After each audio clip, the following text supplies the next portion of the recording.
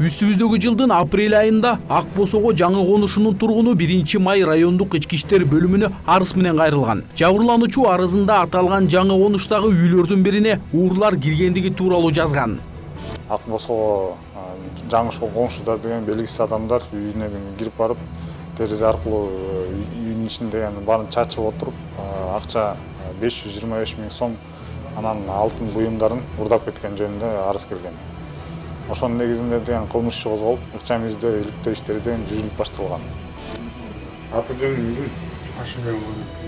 Канчанчы жыл? 1993. Каякта жашайсың? Токтогул району. Токтогул районунда. Бишкектен алып жүрөсүң? Бишкекте иштейм. Бишкекте каякта иштейсиң? Стройкада. Стройкада. Эмнеге камалдың? Кража. Эмне кража? Үйгө кирдиңер? Анан эмне кылдыңар? Үйгө келип саз бар экен, анын акчасы деле жок экен. Чабып кетти. Видеокамера жүрүп калыптыр. Мурун деген соттолдуң беле? Ага. Кайсы менен? 246. Эмне деген статья? Наша чек. Наша чегип каяктан? Токтогулдан. Аты жөнүң? Темелбек Омар Чегиевич. Канчанчы жылы туулгансың? 1980. Каякта жашайсың? Алгордо. Алгордо. Алгордо? Каякта иштейсиң? Таксоватыдан? Эмнеге камалдың? Подозрение. Эмне подозрение? Кража. Кража? Кайсы жерде кража? Мыяктан Баят Базар. Баят базар жактан? Мурун соттолдуң беле? 91 жыл. Эмне боюнча? Кража. Эмне кража? Каерде? Шады. Ыкчам издөө иштеринин аракеттеринин негизинде деген ушу шектүү катары 3 адам кармалган. Үчөө тең мурун соттолгон экен, азыркы учурда деген камакка алынып, СИЗОго киргизилип, тергөө амалдары жүрүлүп жатат. Окуя боюнча кылмыш жаза кодексинин 164 беренеси менен кылмыш иши козголуп, кылмышка шектүүлөр учурда убактылуу кармоочу жайга киргизилип, тергөө иш амалдары улантылууда.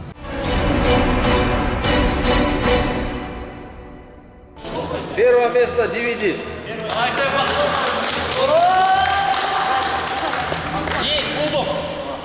Чүй облустук жол коопсуздугун камсыздоо башкармалыгы жол кырсыгын азайтуу максатында жаштар арасында футболдук мелдешүү уюштурду. Турнир ошондой эле өсүп келе жаткан муунду спортко чакыруу болуп саналат. Жазгы балдардын жаш өспүрүмдөрдүн каникул учурунда жол кырсыгын азайтуу жана ошол олтургу алдын алуу максатында спорттук иш-чараларды жүргүзүп атабыз. Чүй облусунун ички иштер Чүй облусу боюнча жол коопсуздук камсыздоо башкармалыгы тарабынан бүгүн ушул 6 команда катышып атат. Азыр ушул оюн башталды. Иш-чарага бардык болуп 6 тайпа катышты. Күчтүүлөр гана байгелүү орундарды багындыра алышты. Жол кырсыктары күндөн күнгө көбөйүп жатат. Ошонун кесепеттеринен болбош үчүн, жол кырсыктарын алдын алуу үчүн ушу жаш өспүрүмдөргө ушундай турнирлерди өткөзүп жатабыз.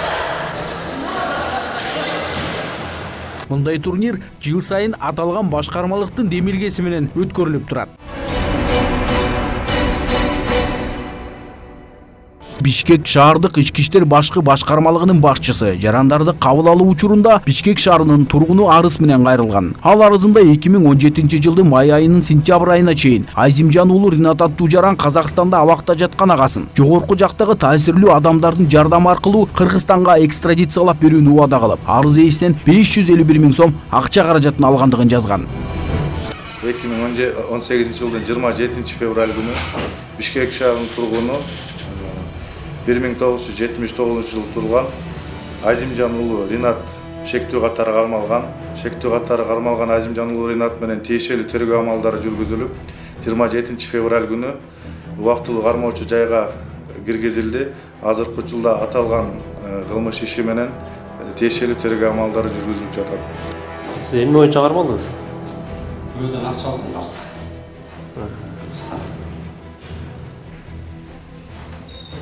Канча акча алдыңыз? 500 сом. Бир чоң шопурмун деген ошол чынбы? А тиги кызды канчадан бери тааныйт элеңиз? Мындай эле таанышып калгансыздар, э? Анын ишенин ичине киргенсиз да? Кылмышка шектүүнүн үстүнөн Кыргыз Республикасынын кылмыш жаза кодексинин 1166 менен кылмыш иши козголду. Тергөө иш амалдары уланууда.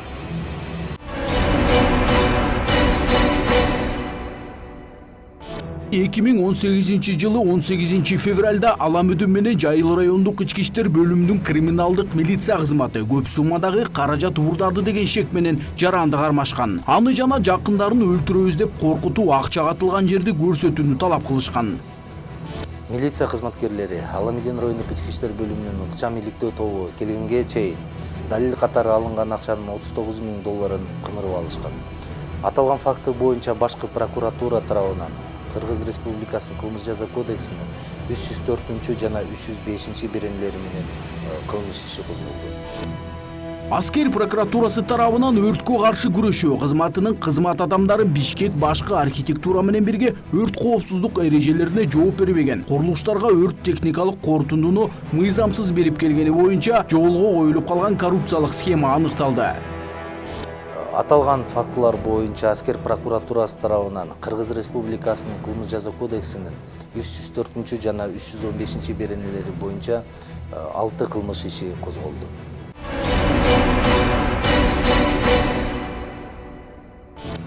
Бишкек шаарынын негизги көчөлөрүндө жайгашкан жогорку чыңалуудагы электр тогу өтүүчү жайларда көчөттөрдү, бак-дарактарды сатып алектенгендерге карата экологиялык коопсуздук боюнча мамлекеттик инспекциясы рейд өткөрдү. Иш-чаранын жүрүшүндө инспекторлор сатуучуларга электр тогу бар жайда соода кылуу кооптуу экенин айтып, түшүндүрүү иштерин жүргүзүштү. Чорнотинская. Там разрешение дали вы, да. Там было с нами согласовано. Мы взяли на место.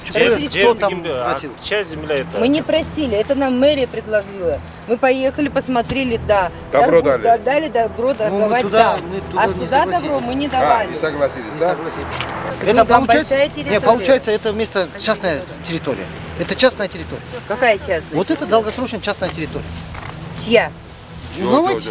Частная болбойт, бул жерде мына Не, частная. Частная Не, по бумагам это частная территория. Вот хозяин приезжает. Это частная территория. Жок, ошол жерде частный магазин Хозяин, башка дайте төлөп нам атасыңар. что-нибудь. Я не знаю. Ну кто Налог хозяин? төлөп атасызбы? Жерге Жоқ, турганыңызда патентке налогы төлөп атабыз.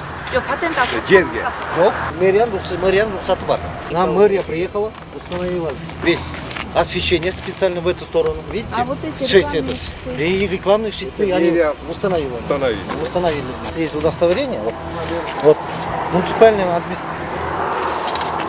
администрация мэрии города Бишкек по Октябрьскому административному району. Удостоверение участника выездной ярмарки. Медерева, Шабдан Батыр. Вот Медерева, Шабдан Батыр. Главой. Можно такое все подробно? Да. Вот. Со сроком до 30 апреля. Глава Айтмам. Глава кто? Да. И разрешение мэрии есть, токтом, постановление вышло. Ошол токтом жок ко? Это мэрия. Не, у нас нет.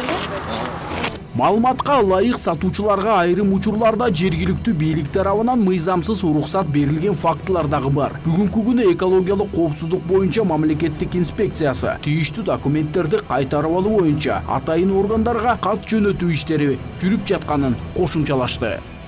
Мамлекеттик инспекциянын энергетикалык коопсуздукту көзөмөлдөөчү инспекторлору бүгүн атайын рейд жүргүзүп, түшүндүрүү иштерин жүргүздү да.